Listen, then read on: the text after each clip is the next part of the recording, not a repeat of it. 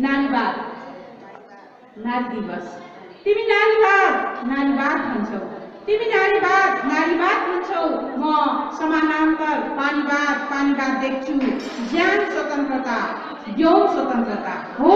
तिमी यौन स्वतन्त्रता, ज्ञान स्वतन्त्रता, मान स्वतन्त्रताका कुरा गर्छौ, छुरा चलाउँछौ। म सरल बगिरहने पानीमा स्वतन्त्रता देख्छु, स्वाधीनता देख्छु, सभ्यता खोज्छु, जीवन बीज रोप्छु। 21औं शताब्दीको मेरो जीवन पृष्ठभूमि, 21औं शताब्दीको मेरो जीवन पृष्ठभूमि। गफेकोमा सखारै टन्न पारी, पँधेरो उठाएर भरिएको भारी। स्वतन्त्रताको वर्क ओढेर विदेशी माटोमा दुधे ओठ छोडेर पहिरेको स्वतन्त्रताको सारी। भन्छन् पुगिसक्यो विकास मजेरीमा, भन्छन् पुगिसक्यो विकास मजेरीमा। सुगमताको प्रशस्त बाटो चढेर म त्यही पानीको खोज, त्यही पानीको अनुसन्धान, त्यही पानीको विश्लेषण पढ्दै कपाल भरि फुलाउँदै नारीवादको सुन्दर आगमनलाई भव्य सुस्वागतम गर्छु। सभ्य अभ्यागत मान्छु, अदम्य साहसी ठान्छु र हर पल स्वीकारी रहन्छु।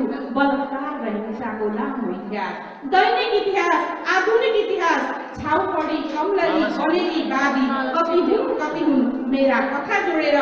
शिक्षाको तातो र ज्ञानको न्यानो श्याम व्यङ्ग्य बनी अक्षरका खेतालाहरूले रोप्लान्। शिक्षाको तातो र ज्ञानको न्यानो श्याम व्यङ्ग्य बनी अक्षरका खेतालाहरूले रोप्लान्।